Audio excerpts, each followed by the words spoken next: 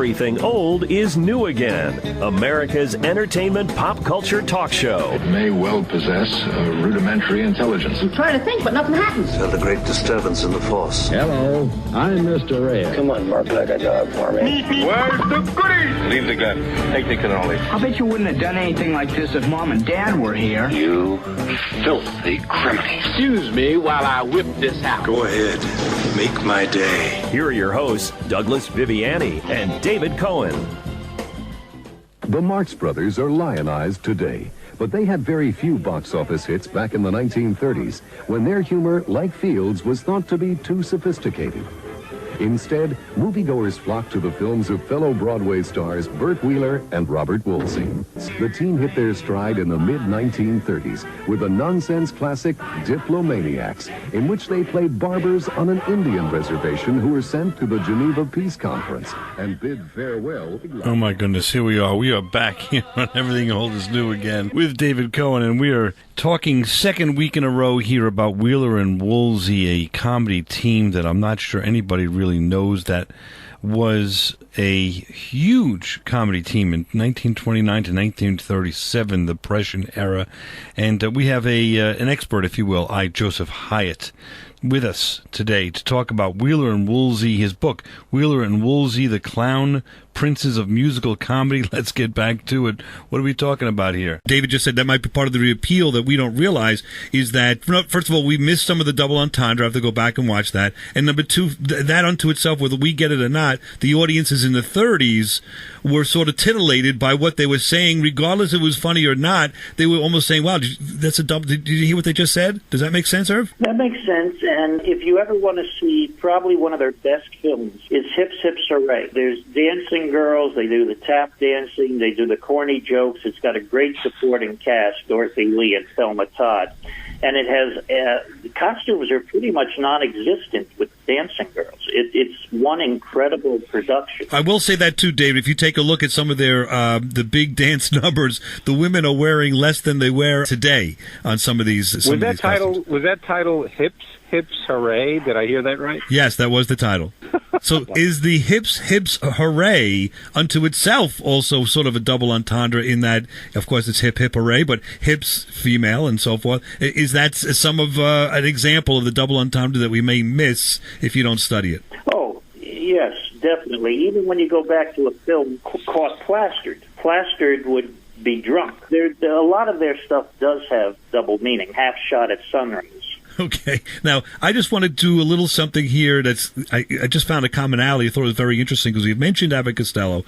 Burt Wheeler was born in Paterson, New Jersey. For what I understand, that's the same location where Lou Costello was born later. Yes, as was Lou Costello.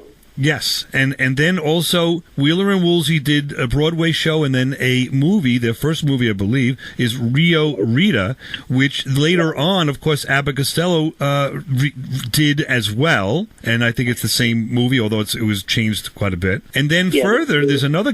I'm sorry, Herb, I just want to finish it, and then I'll give you the floor. And then the third matter is that they were credited with saving RKO. Believe it or not, David Cohen, they saved basically a movie studio as Universal was saved by Abbott Costello. Am I correct in those three statements first? And if so, is there more commonality than we think between the two groups? Yeah, you're 100% on the money with them saving the studios. Dina Durbin had set the stage for Universal to become profitable, and then Abbott and Costello just took them out of the ballpark. When you talk about Rio Rita, that was supposed to be the very first release of the newly created RKO Studios. But it ran a little bit over on time and on cost, so it became the second one. But Rio Rita is what put RKO on the map, too. Now, I know David wants to say this, and I say it as well. We're fascinated by the fact that they made so much money and were so successful, unknown now. The second point is, what did they think of themselves? Like, were they thinking they were struggling? Did they think they had made it? Where were they in their personal relationship, either to themselves or just in their own mind? Like, did they feel they were on the par with these other greats? They knew that they were good vaudevillians, and they knew that they made a fortune off the movies. So even the weaker films they lived with. You'll see there's an area around 1931 that there was a Burt Wheeler movie made and a Robert Woolsey movie made. Now, Wheeler and Woolsey, unlike Abbott and Costello, totally got along. They were separated because RKO, in the midst of the Depression, felt that, okay, if we could make money off a Burt Wheeler and Robert Woolsey film, we could make twice as much if we could release two films, one with Wheeler, one with Woolsey at the same time. But Jimmy Murphy used to speak about the fact that when he worked with both men, that the amount of respect each man had for each other. And Dorothy Lee, who passed away less than 20 years ago, also felt that both men were a pleasure to work with. She favored Burt Wheeler. But the fact that they got along, they were a super team. If it wasn't for the kidney ailments, if Woolsey didn't get ill, they probably would have raised to better things during the war. Again, we're talking with, just in case you want to find out a little more yourself, with Joseph Hyatt, Irv Hyatt, and he's got a great book just to get you started, Wheeler and Woolsey, the Clown Princes of Musical Comedy. There's an article you have here from 1932, Wheeler and Woolsey have verbal battle and come to parting of the ways. I'm assuming that this was, and you tell me, it's an article here that basically says they broke up and they don't like each other and all of this. Was that tongue-in-cheek to try to parlay the business of we're going to do one film without each other? It was to draw publicity. It was to make the films interesting. If you were a Wheeler and Woolsey fan back then and you went, oh my God, they split up, you would see both films.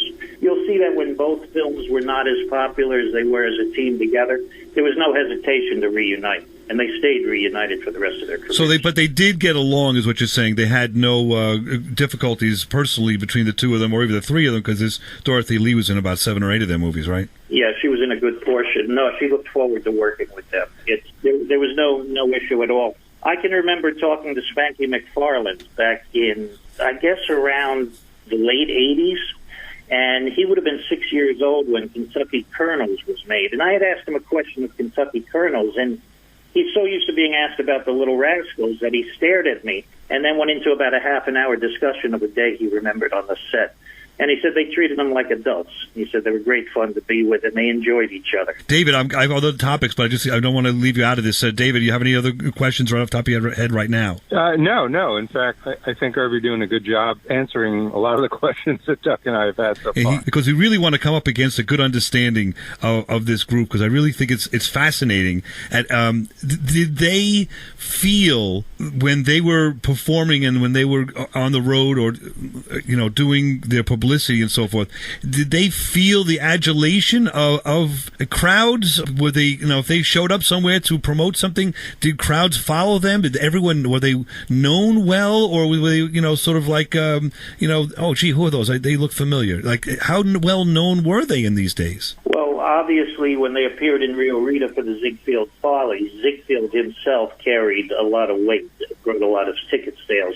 But when they did their movies, the movies took off from the first film. They were strong enough to, by the third film, they were headliners. So that'll give you an idea of their popularity. And they did, like I said, the European and the American tour. And Jimmy Murphy was with them for both tours. He was Burt Wheeler's valet. And Burt Wheeler, Jimmy Murphy says the crowds were incredible. The crowds were so good that Murphy, who lived in England, was given the position to be their valet in America by Burt Wheeler. And Burt Wheeler paid his way over to America. This is fascinating. So when they would appear, I know they did, you do live performance here and there to promote a project, right? Is it, first of all, would they do that? Okay. So when they would do that, they'd show up to wherever it might be, XYZ location. They would show up to a big crowd and they would do a routine of some of the material that we're hearing here. Is that kind of what they would do, or what would they do? You were talking about vaudeville routines. All right, before they had gotten together, Burt Wheeler used to do a routine where he'd be sitting on the edge of the stage and crying to his wife, Betty. It was part of the routine. He'd be eating a sandwich, pull out a handkerchief, and he would start drying his eyes with the sandwich and eating the handkerchief. Okay. He also did a great impression of Chaplin, and if you look at High Flyers, you can see it. They caught it in the film. Robert Woolsey was always rapid patter and a bit of a tap dance. So when they did the tours, they would incorporate their standard routines that they did before they got together. They would do a couple of verbal routines together, and then they would end on a tap dance, and they would do their 10 or 15-minute routines. All right, so if David Cohen's grandparents and my grandparents read the newspaper and saw that Wheeler and Woolsey were going to be, down the block on Saturday promoting something, let's just say, would they know? I'm just trying to get this. I guess the answer is yes. Our grandparents would know Wheeler and Woolsey right off the bat, or would they have to struggle and say, what the heck is, let's go see what that's all about? Oh, no, they would know Wheeler and Woolsey as much as they would know Lionel Barrymore, as much as they would know Jean Harlow. They were fairly big names. It's amazing to us, and I'm not putting it down. It's amazing that there's a lost comedy team that was as successful monetarily and name recognition-wise as all the others of that day, and meanwhile, no one knows who they are. I go back to it. It is amazing. All right, we're going to have to take a break here for a moment, but we'll be back right after this, and Everything Old is New again, talking all things Wheeler and Woolsey. Who are they? What's it all about? Right here on Everything Old is New again. You're listening to Everything Old is New Again, America's entertainment pop culture talk show with Douglas Viviani and David Cohen. Good work, son. That's swell, Spanky. We're all set. Move over. Okie dokie. You see, Oaks? I know. You're going to a fire. Oh, no, we're going to a hospital. You see, the kid is sick. I'm not sick. Oh, yes, you are, sweetness. I feel fine. You see, he's delirious. Oh, yeah? Well, what's wrong with him? He has gall trouble. This kid has more gall than any kid I ever saw. There you go, a little piece of Wheeler and Woolsey. We are back here on Everything Old is New again. I'm Douglas Viviani with David Cohen, and we're having a great time with Irv Hyatt. If you're looking for his book, Joseph Hyatt would be the name you're looking for. But Irv is a friend of the show here. We're having a great time the second week talking all things Wheeler and Woolsey, just an amazing story of a comedy team that you've never heard of. It's amazing that there's a lost comedy team that was as successful monetarily and name recognition-wise as all the others of that day, and meanwhile, no one knows who they are. I go back to it. It is amazing. Is that that's fascinating to me. Is that fascinating to you, Irv? It doesn't surprise me because, again, W.C. Fields had that same name recognition. There were so many comedians that did. But keep in mind that W.C. Fields, and forgive me if there is one, who was never as popular enough to carry his own monthly comic book, whereas Laurel and Hardy, Wheeler and Woolsey, and even Abbott and Costello in the 40s carried their own comic books. So I would think Wheeler and Woolsey were right up there, and box office-wise, the money their films took in looked like they were right up there. They gave a good boost to RKO when RKO was in trouble. I love it. I just think it's so fascinating. David, am I wrong? It's almost like, Doug, you and I are the only ones that are not in on this joke. Like, there's some major joke being played on you and me. Right. Because these guys, and there is another they never existed. That did very similar types of box office, maybe not as popular as Wheeler and Woolsey, called Olsen and Johnson. And they appeared on Broadway. They worked for RKO. They worked for Universal. And they ended up doing a lot of live TV through the 50s.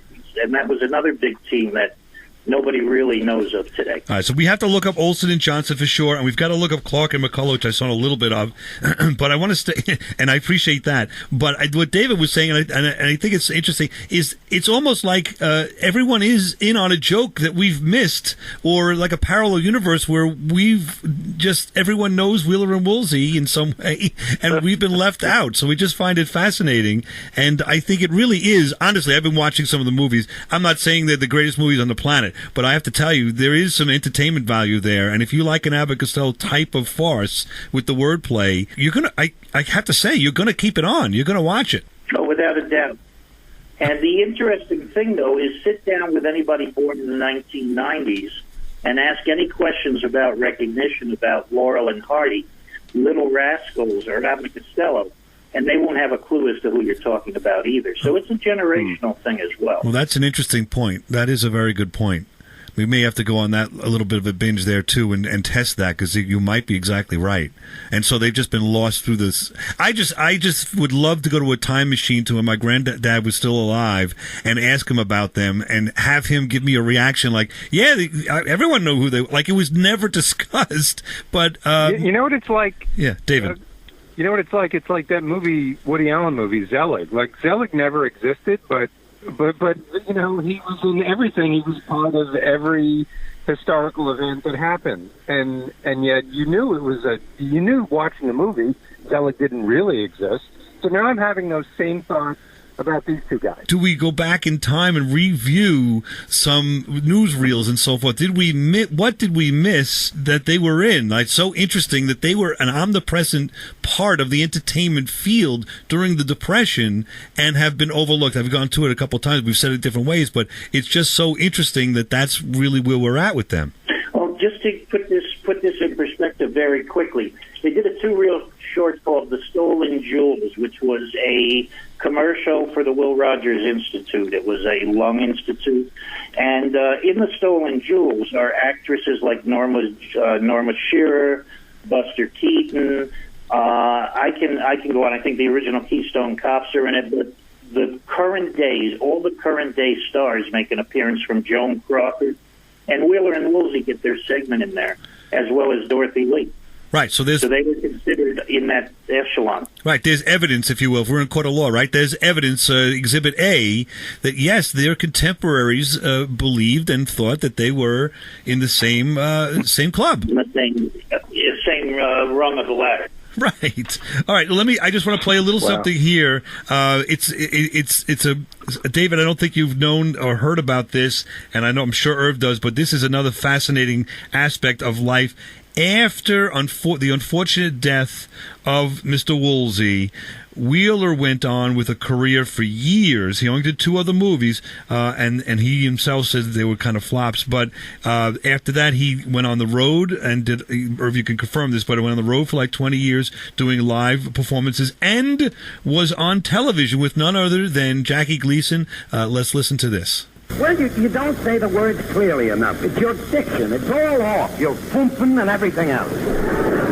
You're not getting the words out right. How do you expect these people to laugh if they can't hear the funny stuff that you're singing? Are you hinting that you could sing that song and get more laughs? Is that it? More laughs? I would not only kill the people here in the theater, but anybody passing the theater. No kidding. Certainly.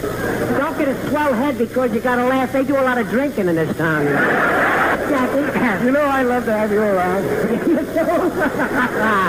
All right, so that's a little piece of the Cavalcade of Stars 1950 with Jackie Gleason and Burt Wheeler from Wheeler and Woolsey. We're back here on Everything Old is New Again with David Cohen. We are also with Joseph Hyatt, Irv Hyatt, our resident expert on our local fascination here of Wheeler and Woolsey, maybe trying to make this a national fascination. But, Irv, welcome back and thank you. But I just want to ask you about that. First of all, before I get to that, David Cohen, did you even know that Burt Wheeler had an association with and was on Gleason's Cavalcade of Stars a number of times? Yeah, I've stopped believing that these guys have existed, so it's just the joke keeps getting worse and worse. I'm not fine. Yeah, whatever. Irv, he's saying that he stopped believing that Burt Wheeler even ever existed, and this is really a parallel universe. There's something odd going on here, but the TARDIS might have skipped a universe. We might be in a universe next door. The interesting thing of what you're saying about Burt Wheeler is the Hotel Dixie, which sounds like a very low-class hotel. It was in the Times Square area, but it's in the off-Broadway area, actually named their theater the Burt Wheeler Theater. Wow. When did they do that? What era? What time frame? This would have been probably, and I'm just, don't hold my feet to the fire, early 60s. Wow. And he lived till 68, was it? I believe it was 68 in that area. Okay, so now he was on the show with Gleason in the 50s and other shows. He was on... He was on Ed Sullivan a number of times with his partner, Tom Dillon. He was on Tommy Dorsey. He was on Pat Boone in '58. I've got some clips there, but I want to spend more time with you than play these clips. But and I'll play the clips later. But he was omnipresent in at least the '50s on television on all of these variety shows. Am I right when I say that? Yeah. Now, just think though, if you were watching him in 1930 and you were 20 and 30 years old, you're talking about 20 years later. You would have been 40, 50. You would have recognized his name right away. What did he do in between? Did they do? I didn't find anything. Doesn't mean it didn't exist, but I didn't find much, if anything, with respect to radio, either when they were a team or after Woolsey died. Was there any radio? Because television, of course, didn't come around till later on. Yeah, I'm sure there were radio appearances. He did a number of newsreel appearances and a number of short items for promotional newsreel films. But when you get into the 40s and 50s, there were probably one or two minor radio appearances, not his own show. But he did a lot of the theater circuit. He was, it's like you don't think of it, but when the Bowery Boys broke up, Hunts Hall in the 60s did dramatic theater. Right. It's interesting, the life after the success of Wheeler and Woolsey. I know that this young lady, Dorothy Lee, who was in quite a number of the films, took to stage with Burt Wheeler to help him through the difficulties in his career in the 40s, or at least the early 40s, after Woolsey died. Is that correct? That is correct. Dorothy Lee loved Burt Wheeler. She was married at the time, but she took, I think, about 6 months and did 6 months worth of theater tours with him. Wow, think about that. If you're Abbott Costello, just as a reference, and you're top of the game, just starting to make it, or just in the middle of making it, and all of a sudden your partner passes away, and this gentleman Wheeler lived for another 30 years plus. So the question is, what do you do? So what was he thought of by Gleason? Gleason said he loved him. I mean, was his contemporaries again in the 50s and 60s later on when he made these appearances without his partner? Was he revered in any way, or was he just kind of like doing him a favor? What was the perspective of Wheeler on his own? I'm trying to give you a modern day example, and it would have to be somebody who we know did a lot of movies, had a dead period, and then came back on stage. And Bill Nye is one that I can think of. He was a fairly big movie star in the UK, and he went a flat couple of years and then made a comeback on Broadway, and Bill Nye is in everything that you see in the last 10 years. He's in every movie. Right. So they're well-respected actors. They're good actors. They just, I guess, either hit an age or hit a period of time where they're slightly not 100% desired at that point. They might be 70, 60% desired, and then all of a sudden they make a huge comeback. George Burns was one. After 64, he couldn't get hired opening shoe stores. And then all of a sudden, 20 years later, oh, God, he's got the Academy Award. And we're going to have to take a break here, but we'll be back right after this, and Everything Old is New Again, talking all things Wheeler and Woolsey with I, Joseph Hyatt. If you're looking for the book, it is Wheeler and Woolsey, the Clown Princes of Musical Comedy. A fascinating subject, especially for those of us who love Everything Old is New Again. We'll be back right after this. Not Marie or Emily or Doris. Now, back to America's entertainment pop culture talk show. Everything Old is New Again, with Douglas Viviani and David Cohen. And we are here with Joseph Hyatt, Irv Hyatt, to his friends, and certainly Irv is a friend of our show now, that's for sure, continuing his second week with us, talking Wheeler and Woolsey, the Clown Princes of Musical Comedy. That's the book, a Depression-era comedy team that you've never heard of, I bet, that were huge back in the day. So it's fun stuff, great stuff, perfect topic for us here on Everything Old is New Again, and we're diving into a little bit here about Burt Wheeler's career after, unfortunately, Mr. Woolsey died. So we're saying Wheeler's comeback per se would be the 50s and 60s when he was on these variety shows all the time. Well, I wouldn't say it was so much a comeback. He wasn't in the big months, but I'd say he earned a comfortable living during the entire period. He had dry spells, but it was a lot of comedians. I think Stan Laurel said, as a comedian, you get 11 years. After 11 years, you either make a living or you get out. And who did he hang out with? I know because this gentleman, Jimmy Murphy, now was his valet, I guess you'd say, for quite a number of years. What was his private life like? What did he get along? First of all, let's start with when they were together, as Wheeler and Woolsey was saying. They got along. Did they socialize together, or were they mostly on stage together and left each other alone off stage, or how did that work? Oddly enough, if they were touring with Dorothy Lee, it was generally Burt Wheeler and Dorothy Lee as in one direction, and Robert Woolsey was kind of the loner, going off in the other direction. Murphy was impressed, and this is going to sound funny in today's day and age, but Murphy was an old Irish Catholic lad, and he was impressed that, again, you're talking about back in the 30s, that Robert Woolsey was a Mason and Burt Wheeler was a Knights of Columbus. And as funny as it sounds, Murphy was just impressed that they got along like brothers. Today's day and age, you can't imagine that type of relationship. Right. Back then, in the differences in the clubs that you joined and so forth was certainly definitive. Huge thing. Right. Huge thing. All right. I'm going to play one little clip here. I'm not letting this go. Wheeler and Woolsey will reappear on our show. So, in other words, again, will there be an Everything Old is New Again episode in the future that's comprised solely of the first Wheeler and Woolsey kid show from beginning to end? I don't know if it would be kids. We do kids show in one section, then we'll try a movie in another section. You're hedging your bet already. It'll be Wheeler and Woolsey filled, but what they will be doing is a different question. I don't think we do a kid show for the entire hour. We'll do 11-minute kid show, then we'll pitch a little piece of the 11-minute of their, maybe their movie. Maybe Pumpkinhead would like to get involved to get on their movie set.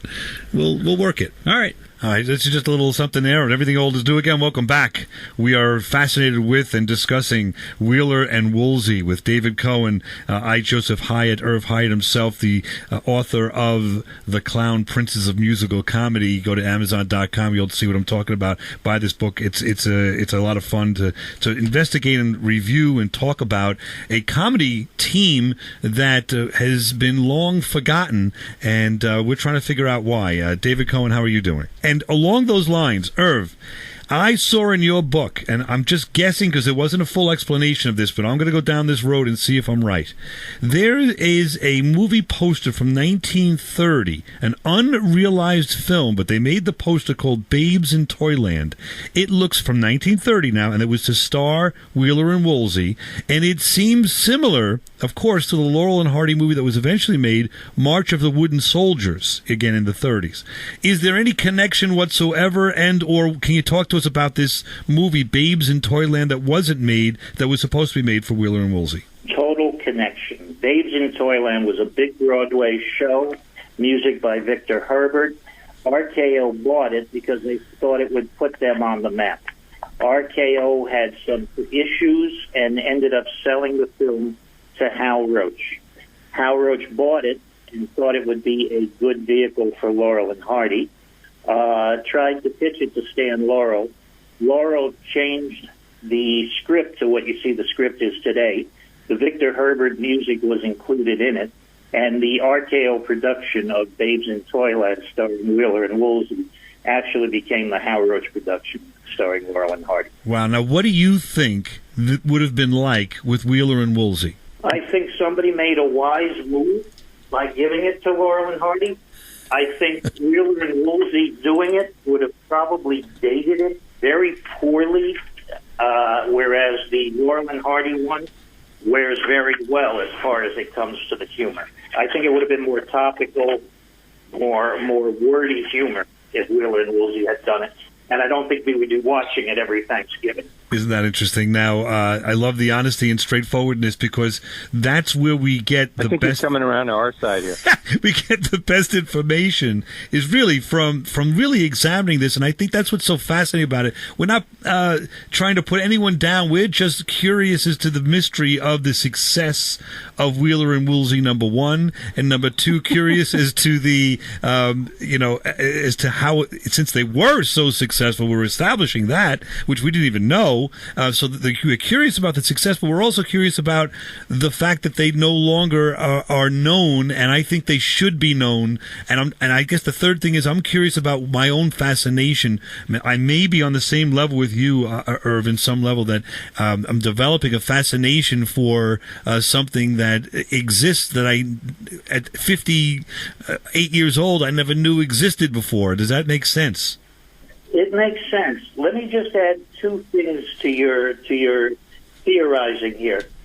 It's like when you talk to people like me, I'm a member of the Sons of the Desert, which is the Laurel and Hardy Appreciation Society. An Appreciation Society realizes that some of the work that the artists that they appreciate was not up to real high standards, and some of the work was, as opposed to a fan club. So whenever you're dealing with anybody, try to find an appreciation society. You'll get more honesty. And the second thing is, if we were to take the critics from the 1930s, the ones who worked for Variety, the New York Times, and bring them forward, they'd be sitting at the same table with us wondering why Wheeler and Woolsey were funny, because they didn't go over well with the critics back then. All right, well, so David, what do you think of that? We've gotten a long way here. I think we're being vindicated, Doug. I think we're right, and I think we're being proven right. All right, so there's David saying there's some vindication there, and again, we're not putting them down because I have to tell you, as I said before, you could find some of these on YouTube. Before what I understand, they also released on DVD quite a number of these films from RKO. Warner Archive has the programs, and I do recommend the stuff from 33, 34. As their prime material. Okay. Some of the stuff you see on YouTube is from the public domain stuff, which is a little bit weaker than their main. Okay, because that's what I've been viewing at present is that, and I'm drawn to it. I think it's very interesting, fascinating. I want to go behind the scenes because you are familiar with this gentleman, Jimmy Murphy, who, as we've been saying and alluding to a little bit here, is the source of some of your information, at least behind the scenes, of Burt Wheeler and Stan Laurel. Can we turn a little bit to Stan Laurel and just behind the scenes, of course, of Laurel and Hardy? We've seen the recent movie about him and his partner in their later days. Did you see the movie? Was that representative from what you heard from Mr. Murphy about what Stan Laurel was like? I had the pleasure of knowing Stan Laurel's daughter. And we knew her for years up until she passed away. And I also had the pleasure of meeting Oliver Hardy's. So the film that you saw was written by a lot of people, contributed to it from the Laurel and Hardy Appreciation Society, the Sons of the Desert. I'd say the film was 100% accurate. I think Steve Coogan did a great job. I think James Riley did a great job. The only issue that most fans of Laurel and Hardy have with the film is the elephant movie fight never existed. That was written to create tension in the film. At the time that Laurel and Hardy worked for Hal Roach, they were under separate contracts. And Roach, in keeping their salaries down, kept them under separate contracts. So Laurel's expired before Hardy's did. Hardy had one more film to do. He did a film called Zenobia with Harry Langdon. Langdon worked for Laurel and Hardy on the film that they had made before, and the three films they had made after that elephant movie was made. There was never that type of an argument. Laurel and Langdon, who appeared in the film with Hardy, were close friends. So other than that, it was 100% on target. It was really well done. Wow, because I love that movie, and I'm not a big biography fan, but that one was great because it got you behind the scenes of people that are just fascinating that you don't see a lot about. All right, we'll be back. We're going to cut it right here for a moment, but we will be back for one more session with Joseph Hyatt, author of Wheeler and Woolsey, the Clown Princes of Comedy. By the way, he, of course, is a historian and member of the Sons of the Desert, a Laurel and Hardy Appreciation Society. He's got a number of books. He goes by Joseph Hyatt. We will look forward to having him back, but we're going to come back one more time here. Don't go away. On Everything Old is New Again, talking all things, I guess we'd say comedy, Laurel and Hardy, and Wheeler and Woolsey, and more. Right after this, on Everything Old is New Again.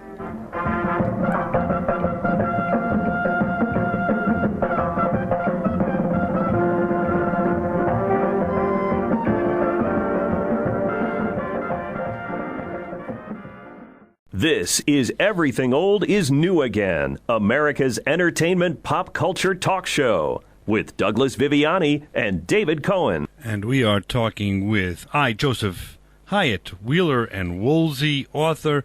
The book, Wheeler and Woolsey, the Clown Princes of Musical Comedy. We did veer off a little bit here and started talking Stan Laurel and Hardy. In seeing that movie and learning about Laurel and Hardy, Stan Laurel, for lack of a better phrase, was the brains behind the outfit in that he wrote much of the material. Was that correct, or was it a collaborative effort? That's correct. I'm going to give you some numbers here that I don't have in front of me, but it'll give you a rough idea. Laurel liked to write, he liked to direct, he liked to be involved with the editing on the films. Laurel made about $120,000 a year, whereas Hardy made between $60,000 and $70,000 a year because Hardy liked to go out and play golf. He was not that heavily involved, but for the team, it was perfect because it gave Laurel what to do and Hardy what to do. Now, at that time, Hal Roach was earning less than Stan Laurel, and Hal Roach owned the studio. So when you see in the movie it refers to Roach as being tight, he really wasn't tight. He knew what side his bread was buttered on. But they had an incredible working relationship because one wanted to roll his sleeves up, and the other one would contribute, but not near as much. Now, Stan Laurel, so it's saying then wrote most of their routines? Is that how we're looking at it, or is it something else? Well, a lot of their two reel shorts, they started out with an idea, and they would work the idea on the stage. They'd have gag writers, and Laurel would sit in with the gag writers. A lot of times they'd make one short, and only the first 10 minutes of what they had on script would be used, and it would fill 20 minutes worth of theater time. Other times, there's a number of shorts, A Perfect Day, where the family is going on picnic, was supposed to be half the film was the family leaving, half the film was supposed to take place at the picnic. But with the gag writers, they just kept building and building, so the entire film is them trying to get away from the house to get to the picnic. So it was not tightly scripted, as you would think, and they shot them in continuity. So if Laurel wanted to make a change or somebody wanted to make a change, they could do it and not kill the entire essence of the film. Okay, but he was a huge part behind it, differing from most other comedy teams at the time, I would say, in that most other comedy teams would take material from other people and or from vaudeville or Broadway, vaudeville and burlesque, I would say, and use that. So Stan Laurel was quite a unique individual at the time, I guess. Well, they all borrowed from each other quite a bit. But you had people like Stan Laurel who were not comics. They were like comedians. It was really in their blood. It was the same thing with Buster Keaton. Buster Keaton had directors listed on all his films. The only thing the directors did was give minor instructions. He pretty much directed himself. There were a lot of film comics that way that did their own thing. Once you hit the 40s with Hollywood, you hit a production where you had a writing department, a makeup department, a costume department, a script department, and that type of filmmaking had died. Okay, so now I'm going to pivot back to the private life, if you will, of Burt Wheeler. When did Jimmy Murphy begin work with Burt Wheeler? Was it during the time they were together with Woolsey, or was it after? Well, it was during the time. It would have been figuring around 1932, because Jimmy Murphy, believe it or not, was a coal miner who was an undertaker's assistant, and he used to hang around outside of the theaters in Liverpool. Tom Mix was actually appearing in person, and Jimmy Murphy would get Tom Mix coffee. Tom Mix said, "Listen, I need a dresser. Can you come with me?" And Murphy, being a coal miner who was working as an undertaker's assistant, said, "Yeah, I can dress him dead. I guess I can dress him live." And was hired by Tom Mix. When Tom Mix's show was over, Wheeler and Woolsey came to England to perform. And Tom Mix recommended Jimmy Murphy, and Jimmy Murphy and Burt Wheeler got along. So he was with him from 32 till about 33 when they did their touring. And then they started, Jimmy Murphy went to work for Morton Downey Sr., the big band leader. And now, what was eventually with Laurel and Hardy. Okay, so what was his impression of Wheeler on his own and with Woolsey, their relationship? Was there anything behind the scenes you could relate to us that would be of interest that we haven't covered yet? No, basically that Jimmy became one of them. Jimmy was an odd character that I loved tremendously. I walked into his apartment one time in Manhattan. He was on the phone talking to his buddy Frankie. And he said, "Here, Frankie, I want you to meet my buddy Irv." Handed me the phone that was Frank Sinatra on the other end of the line. So that'll give you an idea of how he felt about different classes of life. But Murphy would have beer with Woolsey, and he would just enjoy hanging out with the comedy team. Burt Wheeler was not as big a drinker as Robert Woolsey was. So Jimmy got after shows to sit at the bar with Robert Woolsey, and they talked about old vaudeville days. And so Woolsey was a kind of a guy that was totally into the career, thinking about the career, and when he was off stage, it was more or less a couple of drinks and a party. Does that sound like sort of what it was? Yeah, that sounds like Woolsey. Woolsey was a little bit, I wanted to use the words less responsible than Wheeler. Okay. Wheeler was more restrained of the two. Was there a driving force between the two, with the two, or was there a manager that drove them? Or, in other words, what was the driving force behind this group? The two just wanted to do good comedy. And so if you were to look at anything at all, they were kind of competing against each other to see who could be funniest. As I said before, if Woolsey introduced it, it would be Woolsey and Wheeler instead of Woolsey and Wheeler and Woolsey. There was a little bit of competition between the two men, but it just made them better. All right, David Cohen, before we leave, you have anything else? No, I think, Irv, you've really answered all the questions we've had. All right, so he basically says, Irv, thank you very much. You spent a lot of time together. We appreciate your time. Before we go, I just want to ask you, if you, from your experience, you've immersed yourself in this field, and we'd love to have you back, by the way. I want to talk a little bit more about Jimmy Murphy. Apparently, he's a very interesting person, more about Laurel and Hardy, if you would like to. And by the way, before we get to that, if you're listening here and you want to hear more about these stories and adventures, there's plenty of books by I. Joseph Hyatt, Hyatt, on Amazon. Go there and look at books about Wheeler and Woolsey, all we talked about here and more, East Side Kids, and is just there's a lot to talk about here, and so much fun, right up our alley here at Everything Old is New Again. So before I say goodbye, if you were speaking for, and from the knowledge you have of Wheeler and Woolsey, two questions. What would they say to David and I with respect to our reserved appreciation, let's say, for their career and how they became successful? What would they say in terms of their defense, or to get us to watch more, or even what would they suggest that we do in terms of getting interested in their career? You know, I think both men were just concerned with the present more than they were with their legacy. I think both men would be surprised. I know Burt Wheeler was surprised in the 60s when people had remembered him. I think both men would probably just tell you, we did what we did. Enjoy it. Don't enjoy it. We had fun doing it, and we made money doing it, and this was what we dedicated our lives to. They would probably hope you enjoyed it, but they were so used to the vaudeville style, some days you make it, some days you don't. I think they would understand if you didn't like them as well. So they would get a kick and appreciate when we pull apart, let's just say that one clip we played earlier. Without a doubt. So they would be honest with it too. So yeah, it did work, but listen to this one. This did work. That kind of thing. Yeah, I'm a kleptomania. Have you taken anything for it? Yes, everything. Right, okay. And again, that's what you would get. And I guess you could also say, when we say dad jokes, corny jokes, well, you know what? That was 80 years ago. Maybe it was fresher back then. No.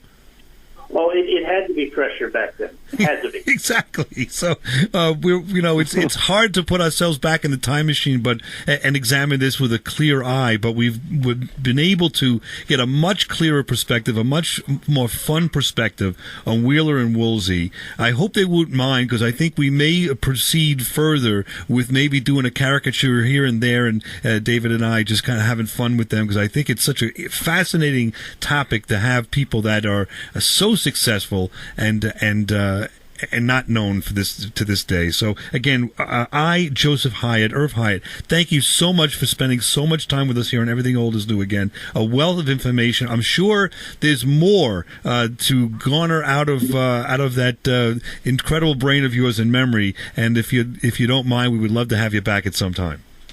Feel free. You've got my connection information. It's been a pleasure dealing with you guys. And good, bad, or ugly, whatever happens, Wheeler and Woolsey's name is being mentioned on the air, so it's going to turn some people on to him. And that's the best thing you can do, guys. Exactly. Thank you so much, Irv. Absolutely. I appreciate it. We'll be back next week, and Everything Old is New Again. We may not talk about Wheeler and Woolsey just yet, but they will reappear on our show in one way or another. Again, we were visiting with I. Joseph Hyatt, Wheeler and Woolsey, the clown princes of musical comedy.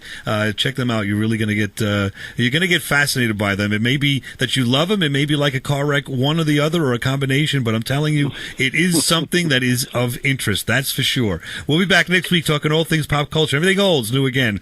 Right after this. Irv, please hang on 1 second. That means we're saying goodbye. These days, the news is full of teen suicide, drug, and alcohol abuse. It's depressing and concerning, but there is hope. Former WWE Intercontinental Champion Mark Marrow. Champion Choice is a live presentation that empowers students to make positive choices and live their best lives. Teach students how to live a drug-free life, prevent bullying, avoid peer pressure, and keep negative people out of their life. We are defined by our choices. There is hope. To schedule a Champion Choices presentation for your school or organization, visit thinkpos.org. You've been listening to Everything Old is New Again, America's pop culture entertainment talk show. Find us on the web at everythingoldisnewagain.biz. That's .biz. See you next week. Same bat time, same bat station.